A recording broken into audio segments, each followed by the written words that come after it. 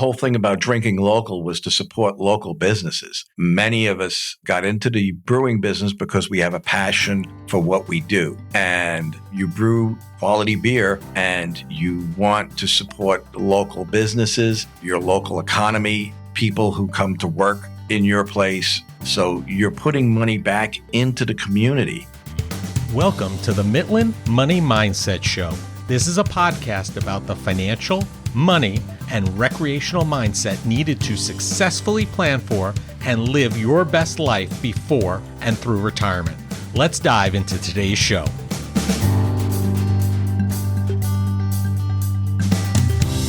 I'm Larry Sprung, your host for the Midland Money Mindset and founder and wealth advisor of Midland Financial.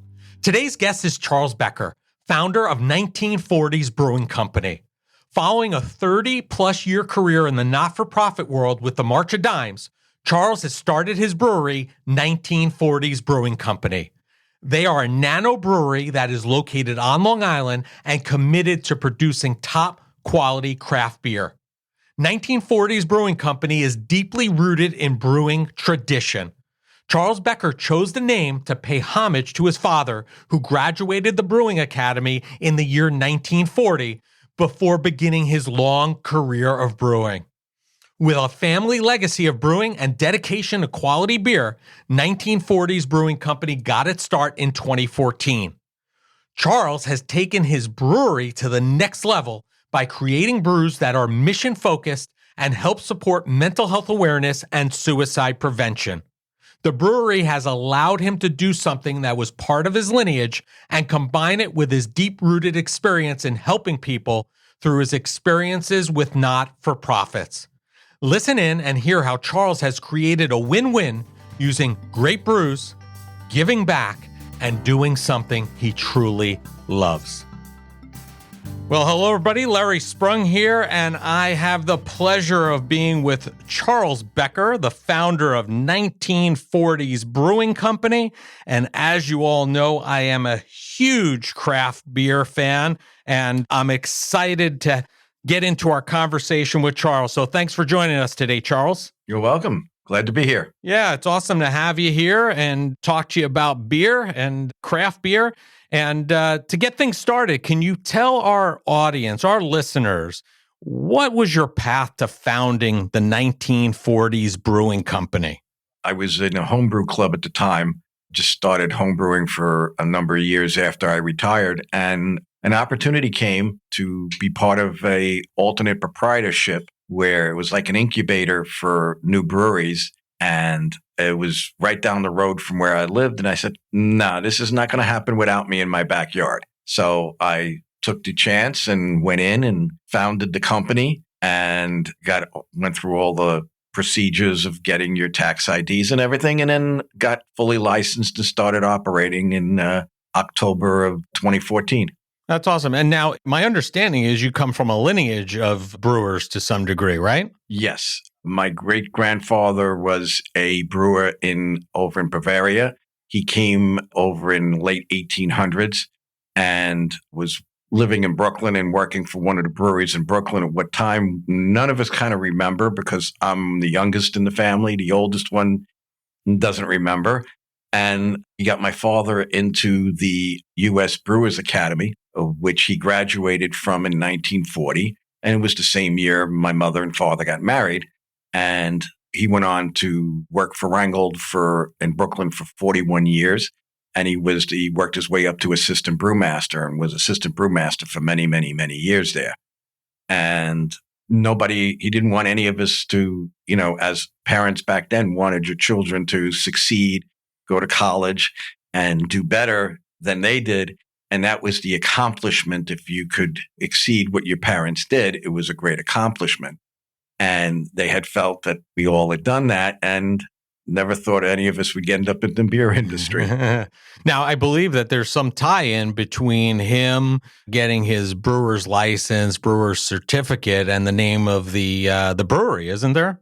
Well, our whole thing is back then, yes, that's why it was named 1940's. It was named because it was the year that they had gotten married and the year he also graduated from the Brewers Academy. Right. The academy doesn't exist anymore. It was probably disbanded years after because of the consolidation of all the breweries in Brooklyn and in New York City itself, from about 200 and something during its heyday down to maybe a core 6 or whatever it was. And then slowly but surely they all closed. Right. Yeah, but that's a great tie-in and a great story how it ties into the family history. And I have to admit that when I saw the name of the company and when I saw, knowing that you're on Long Island, I thought it was a jab, me being a New York Ranger fan, that it had something to do with the New York Rangers and them not winning a cup besides in the 90s, back in the 40s. So I thought that was the genesis of the name of the brewing company. Well, as much as a lot of people thought that. Oh, so I'm not the only one. Yeah. It wasn't a jab at the Rangers, but being an Islanders fan, you'd always put a smile on my face. But today, it's like you root for both teams. If you're from anywhere in New York City, Long Island, you gotta love. If you love hockey, you'll root for the team unless they're playing each other. Right. Yeah. So listen, tell us about your beer. What differentiates your brews from others? Well, there's not so much a differentiation. We decided that we were going to do a whole bunch of different styles because not everybody loves IPAs. Not everybody loves stouts. Not everybody loves porters and things like that. So we came up with the mindset of let's put out beers that are quality, that people will love and will enjoy drinking. And that was our mindset from the very beginning. So the first beer ever brewed was a Hefeweizen. And then the second beer we brewed was what was called a Rogan beer. It's a German-style Rausch beer. And it was great. That was the first 2 beers that 1940 brewed when we were in alternate proprietorship. Eventually, when we got our own place, we started putting out more different beers. We had an English Pale Ale. We had a West Coast IPA. And we just kept putting out different styles of beers. We added stouts, porters, and the next thing you know, our tap box got bigger. So we have now 14 different beers on tap, and it gives everybody a chance to come in and they go like, well, I don't like IPAs. Well, here's your other choices. Right. Not everybody's an IPA. I mean, I love IPAs personally, but I get it. Everybody has their own taste and their own like. I'll try anything. I just may not drink it again. And I think that's one of the benefits that I think the explosion of craft breweries has really allowed, and that is, you can almost drink a different beer every day, not repeat a beer ever again, and drink in perpetuity, so to speak, because there are so many options now available. Yeah, there's a lot of the guys that were in the alternate proprietorship with us, some of them went on to do different things. They cut their stuff a little different, and it's what sets everybody apart.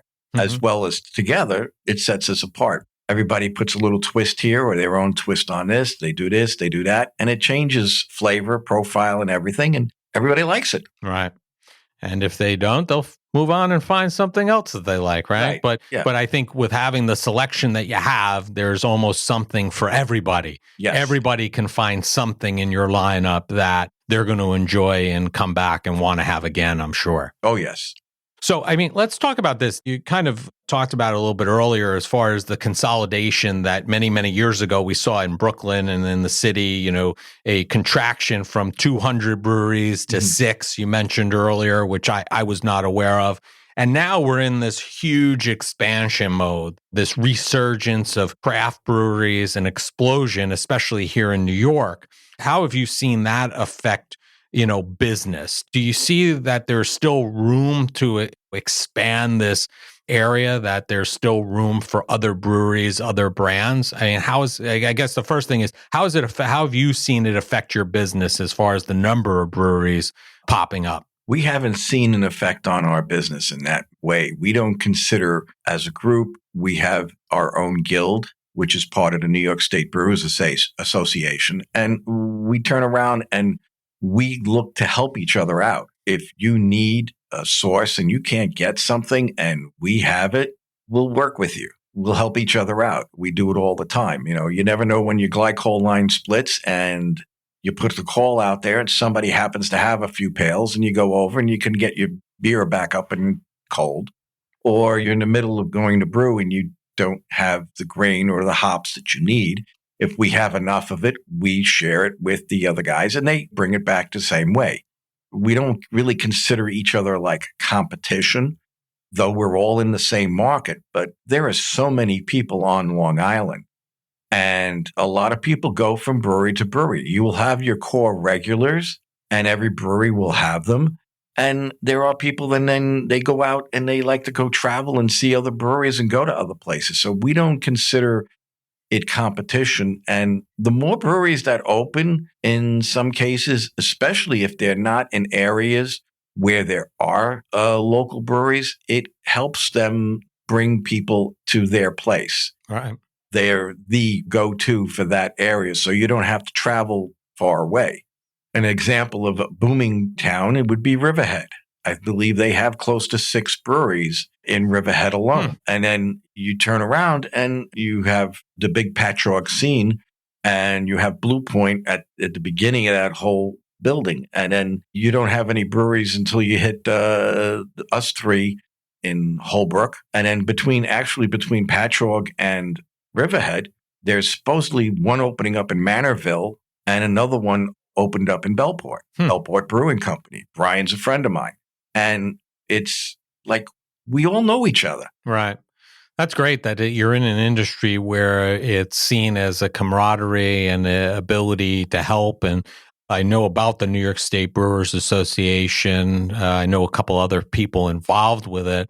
And it's great to see an industry that's there and supportive and helping. And I tend to agree with you. You know, I think that goes along with what we talk about on our show all the time as far as the Midland money mindset. We talk about the abundance mindset, that you can't think about scarcity, think about abundance. And the fact is, if there are more breweries on Long Island, it's just going to probably help you because people who are going there and visiting them are craft brew fans. So they're going to see that they went to 2 or 3, and then they're going to look, oh, where are some other ones that I haven't gone to, and check them out, right? Yes. Which is a huge benefit. Well, it also helps for us because of our location. We're in, I consider, about the middle of the island, and we're easy to get to. We have major roadways all around us, the airport and the train station. So people they can come from all over. They come to visit. We've had people come as far away as Ireland to come visit, and it's fantastic. It doesn't hurt to be known on the island. Sure.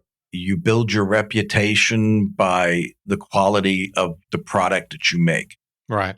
And as that builds, you will see the changes and things that come your way. Yeah. I know when I visit other locations, different towns, different states, different areas, I always try to grab a beer that's local to see what's going on locally and see what they are producing and to help out the local breweries there also, always.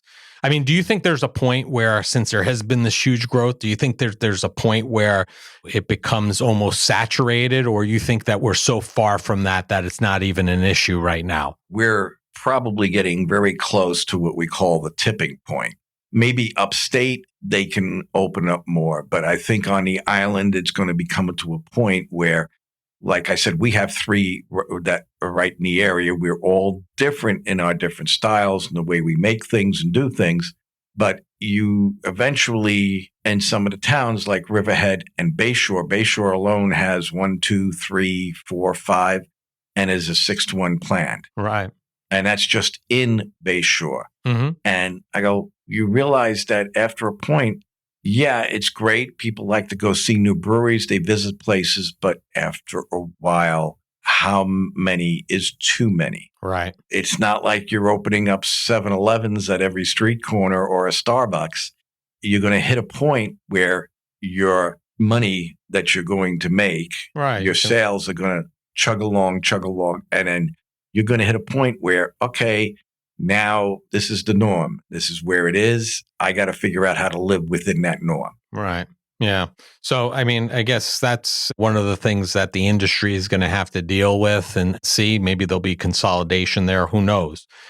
I want to tell listeners how I found out about you and your brewery. And I want to spend some time on this is because of the IPA that you have out called Never Alone, which I've drank, I've liked, I've enjoyed. And I highly recommend that people who are IPA fans, or even if they're not, give it a try because they might like it. Can you tell our audience what was the idea behind the beer, the Never Alone IPA? Well, it goes back to Orlando at 94.3 to Shark. He's the morning DJ.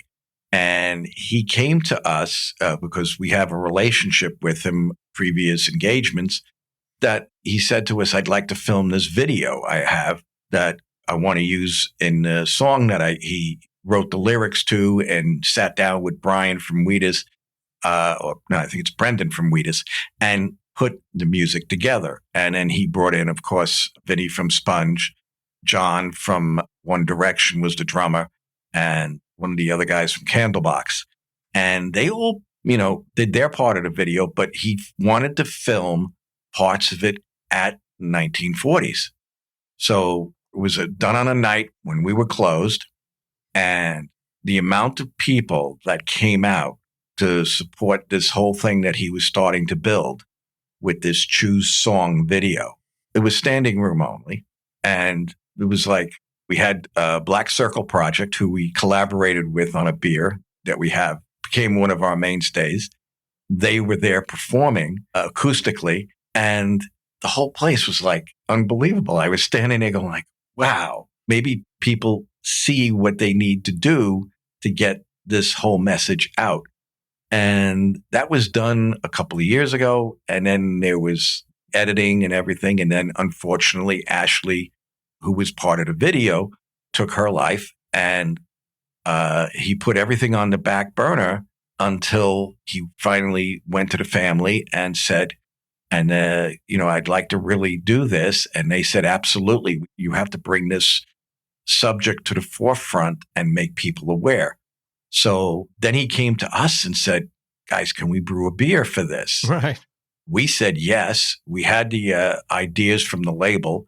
My youngest son is the graphic artist. He went to work on it, got the QR code set up, and that's on the can that'll take you to the Choose Song video. And at the same time, my oldest son, he does the recipe. Mm-hmm. So it was a family thing. And we put together, along with my partner, John, we brewed this beer and canned it, and it's been well received. People are buying it. It's been well received around, and we hope that it brings the thing about mental health and suicide awareness to the forefront. Very tough times the last year with COVID-19 and people being shut in and not working, and it changes your mental state. And we want to make people aware that there is, a lot of people have used music to help their mental health, sure, type of thing. Did you name it Never Alone? Was that name out before COVID-19? Was it named prior to that, or was the COVID pandemic have something to do with the naming? The name of it came from Orlando himself.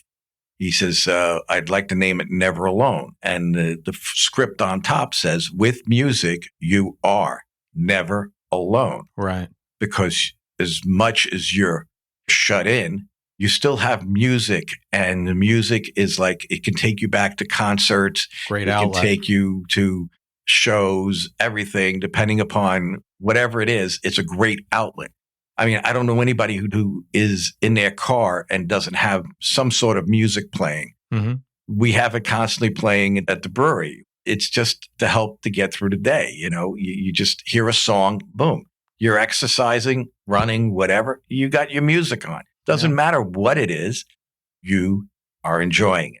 Yeah, I mean, listen, a lot of our memories are tied into music, like you mentioned Candlebox, and I immediately went back to when I saw them in concert when I was at Binghamton University and thought about that, and it was tied directly into that, not even a specific song, just the band. Yeah. A lot of our memories are tied in that way. And what better way to help memorialize and make a terrible situation, losing Ashley, who died by suicide, and now creating this thing through the beer and the music that's tied to it as a positive to help raise awareness for the thing that she ultimately struggled with and was her demise. I think it's a great story of taking something that's terrible and turning it into something that's positive.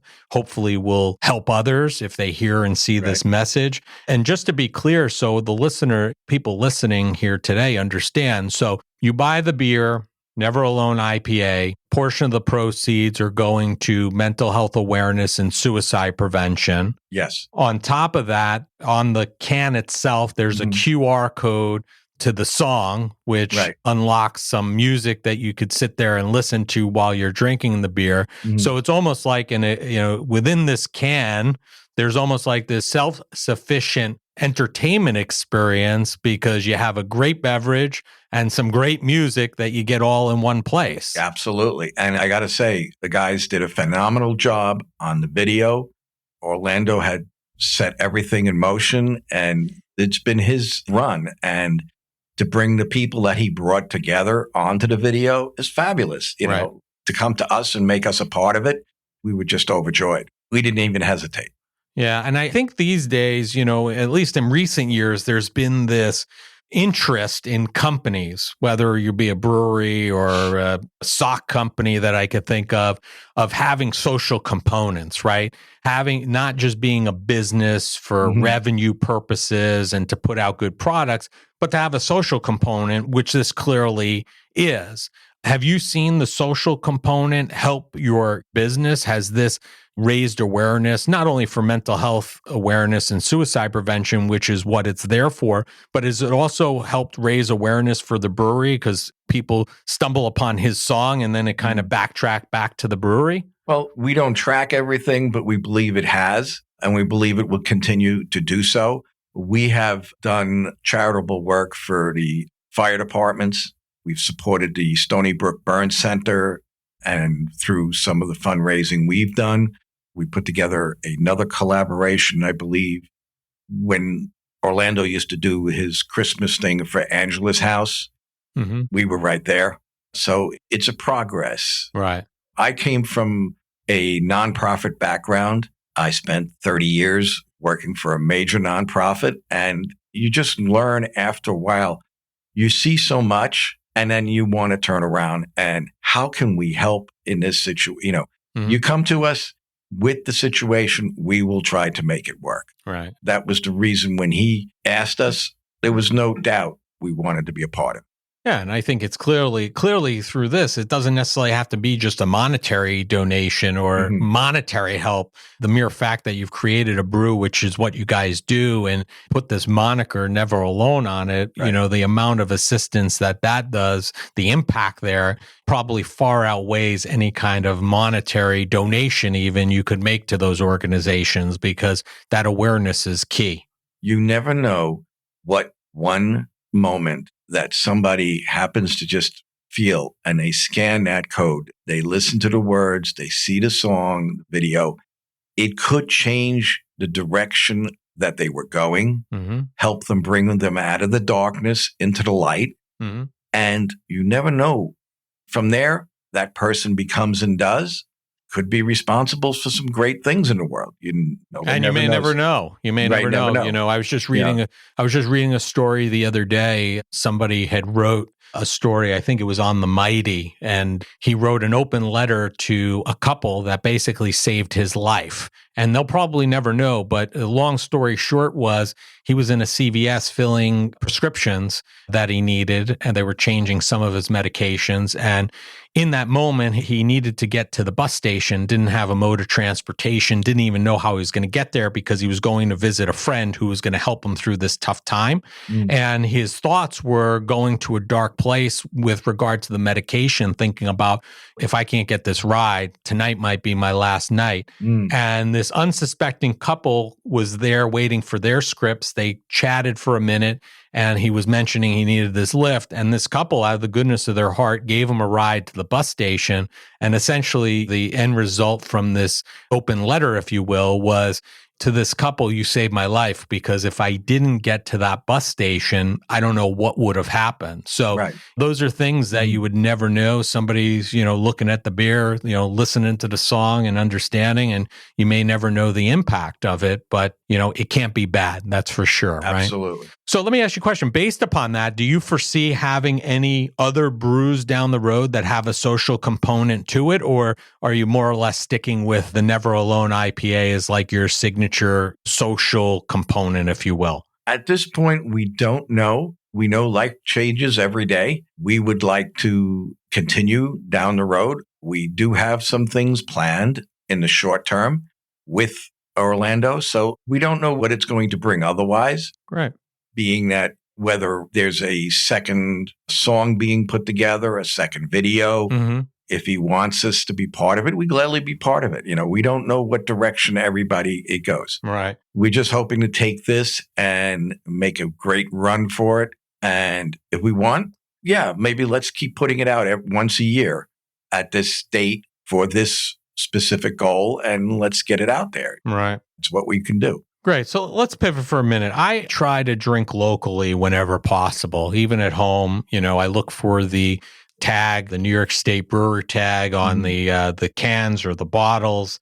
Why is drinking locally, why is that so important to breweries like yours and others in New York State? Well, the whole thing about drinking local was to support local businesses. Many of us got into the brewing business because we have a passion for what we do. And you brew quality beer and you want to support the local businesses, your local economy, people who come to work in your place, local. So you're putting money back into the community. And this is the whole idea of supporting local businesses. It's not only just your mom and pop shops, it's your local breweries that start off small. Some of them grow, some of them stay the same size, but the variety of and quality of the beer and ciders and meads that are coming out, you get to spend the time with the whole group, and you realize that you want to continue to support these businesses, because if you don't, they go away. Right. And they can't be replaced. And the funny thing is, there's a Facebook page called Long Island History. And a lot of the places are no longer there. Right. Because after a while, they didn't get the support from the local community. You just run out. And you also have to look at the big conglomerates. AB InBev has bought up just about almost anything around, including a number of craft breweries. Right. And they quietly purchase. Sometimes in the beginning, it was making a lot of noise. Now it's, yep, okay, they got another one. Yeah. But some people revolt against it by saying, no, I'm not going to support that anymore. But at the same time, look, it's a business.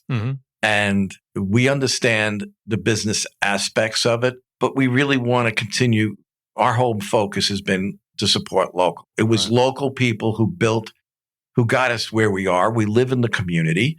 Our kids play with your kids. Well, now my kids are a lot older, so it's my partner's kids are playing with some people, and my kids are doing their thing and helping the local and people in the business. So I get it. I try to drink locally whenever possible. I find that the large conglomerates, as you mentioned, many of them don't have their original type beers, or to me aren't even beer. It's, like flavored water. And I talk about this often. I go to a party, and if they have a large conglomerate beer in the fridge, I'll drink water or an unsweetened iced tea before I drink that. It's just my personal preference. If I'm going to have a beverage, I want a good tasting one. And I think what those big commercial brewers are doing is using breweries like yours as their own research and development because it's too costly for them to go out and develop their own beers. So they're relying on the craft brewery community to create these brews.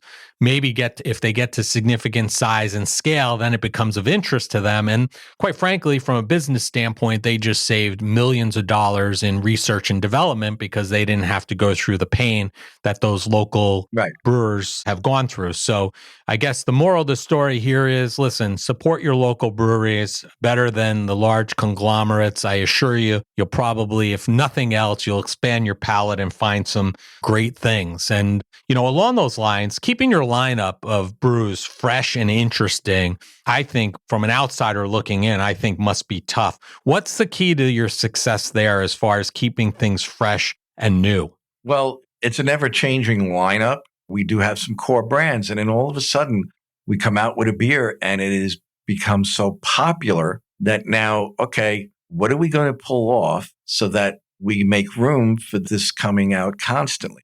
So we have seasonal beers, and then we have the beer that we'll do a collaboration or something, and we'll have that up, and then the seasonals will go by and other seasonals will come out. We have to decide who's going to be in the seasonal category, who's going to be in the core category. Right. And then you have the one in the, we get an idea about, okay, let's do this kind of beer series. And so it's just a mindset of different things. We originally started out with an English Pale and a West Coast IPA and one or two other beers. And now it's like, okay, do we bring this back? Do we want to bring it back? And in the meantime, it's like on any given day, you can look at your sales list and realize that one day it's the blonde ale is running away with everything. The next day it's the lager. The next day it's the 3 IPAs. It just depends upon the crowd, the people that come in. It's amazing the mindset and differentiations in the palates. Do you try to keep at least like styles, a certain number of styles? Because if somebody comes in and they're an IPA person, for example, and they really like the IPA, and next time they come in, that IPA is not there. But if there's another IPA, they'll probably be more inclined to try that. Do you try to keep the styles more kind of in line and then rotate those styles through different types of brews? Yes, we do. We usually have our mainstays. We have a couple of stouts that we run. We have a porter that's very popular because it's marshmallow, chocolate marshmallow. It's like having a Rice Krispie on steroids. We have our staple milk stout is always on tap, our blonde ale, our lager, and then the standard. We have about 3 or 4 IPAs at times, maybe 5. And then we have a blueberry ale that is back on tap. And when it's not on tap, all I hear is, when's the blueberry coming? Where's the blueberry? When is it coming out? So that's when you know you got a winner, right? Oh, yeah, we know. It's like, when people are asking for it. Yep, absolutely. So listen, what are the next steps for 1940's Brewery? What's next up on the agenda? What's the big thing on the horizon for you guys? Well, that's ever changing. We have we're already looking at our fall lineup because of Oktoberfest. We'll probably bring out Gut Zeiten, which is a Marzahn. We're looking at some other beers for the fall and see how everything progresses. Our concern is, of course, the pandemic is still running around. But as things open up, we'll probably start booking some of our events that we would like to have, like a cigar night in the fall, and see where it goes from there. As far as the brewery is, we expanded right in the middle of COVID. We were practically waiting for our brew house, and it took, instead of a few weeks, it took 3.5 months. Right. And we had a lot of catching up to do once it came in. So we doubled the size of the brewing capacity and more than doubled the size of storage capacity, fermenter tanks and everything else. So it's become and we started canning more regularly and moving the beer out. We foresee that we'll be expanding into a lot of New York State and eventually maybe some other out-of-state area. So some great things on the horizon for 1940's Brewery.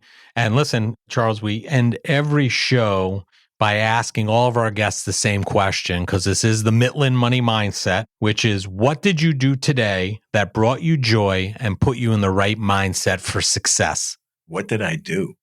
I guess it was just to put it for the brewery and everything that the way it came. I'd have to say it's very simple. You go around life once. When opportunity knocks, you answer the door. If you turn around and you want to grab that brass ring and you don't, you might live to your rest of your life regretting that you didn't make an attempt to do something that you have a passion for. And if you have a passion for whatever it is, whether it is beer, whether it is distilling, whether it is to have your own permanent makeup business, to be a graphic artist, to be a singer, to write songs, do it. Don't regret not making the mistake, because if you fail, you will fail going forward. Right. You will learn, pick yourself up and keep going. That's it. And that's all I can say. That's a great lesson. So you woke up today, you're working on the brewery business. So that's your passion. And that's what I'm assuming that you're going for right now. And that's what you're working towards, right? Yep. Yeah. Listen, you reminded me of a saying that when I was in high school, the athletic director used to instill upon all of his athletes ad nauseum. And that was, don't be in the coulda, woulda, shoulda club. That's a club that nobody wants to be a part of. And I think that dovetails into what you're doing to bring you joy. And I think it dovetails very nicely. So listen, I want to give you an opportunity. Tell our listeners, which this will all be in the show notes, tell our listeners, where is 1940's Brewery? Where is it located? And where can they learn more about the brewery? And where can they get your brews? Okay. The brewery is located at 1337 Lincoln Avenue, Holbrook, New York. We're at Unit 1, so as soon as you pull into the parking lot, there we are. Our brews are distributed all through Nassau and Suffolk County, from anywhere from IGA stores to 7-Elevens to regular Home D's. So that's where you could find it. If you can't, you can come to the brewery and you can get it. If you're listening to this in Central Jersey, we're distributed through Liquid Runner over there. So Central Jersey, you have access to the beer that we brew. We are expanding through New York State, and we're going to see that's where else it goes in the future. Right. So that's where you can find everything. Our social media presence, we're on Facebook, Instagram, Twitter, and we have our own website, which is www.1940'sbrewingcompany.com. That's where you can find anything and everything about the brewery. Yeah, you have plenty of opportunities to get the brews. I would highly recommend, and I don't recommend things often on the show, but I really enjoyed the Never Alone IPA. If you're an IPA person, even if you're not, I think you'll like this brew. And worst case scenario, you helped out a great cause, which, as everybody knows, is near and dear to my heart. Mental health awareness and suicide prevention. These are areas that we're helping bring out of the darkness. So take a look at it. Give it a try and enjoy the brew. And I would appreciate any feedback that you have. And if you can't find it, feel free to reach out to me and I'd be more than happy to help you in any way I can. And thanks for joining us, Charles. I appreciate you taking out the time and make it a great day. Yeah, thank you. I want to thank Charles Becker for being a guest on the Mitlin Money Mindset. Charles is making his mark in the craft brewery industry by combining great brews and great causes. Sounds like a win-win to me. This combination allows him to differentiate himself and his brewery in a very crowded industry. I personally have enjoyed the Never Alone IPA and feel good drinking it, knowing I am helping a cause that is near and dear to me. I suggest you give it a try and support this mission-focused brewery. Charles and 1940's Brewery Company can be found across all social media platforms, and all the contact information needed to find him and the brewery can be found in the show notes. Thank you for joining us this week on the Mitlin Money Mindset. Make sure you visit our website at mitlinfinancial.com and be sure to smash the subscribe button so you don't miss a show. We encourage you to help others find our valuable content. And listen, please, don't keep us a secret. You can also schedule an Is There a Fit call right from our website or by using the link that you'll find in the description section of your podcast player or app. Be sure to join us for our next episode to learn more about the mindset needed to successfully plan for and live your best life before and through retirement. The opinions voiced in the Midland Money Mindset Show with Lawrence Sprung are for general information only and are not intended to provide specific advice or recommendations for any individual. Past performance is no guarantee of future results. All indices are unmanaged and may not be invested into directly. Investing involves risk, including possible loss of principal. No strategy ensures success or protects against loss. To determine what may be appropriate for you, consult with your attorney, accountant, financial or tax advisor prior to investing. Investment advisory services offered through CWM LLC, an SEC registered investment advisor. Guests on the Midland Money Mindset Show are not affiliated with CWM LLC.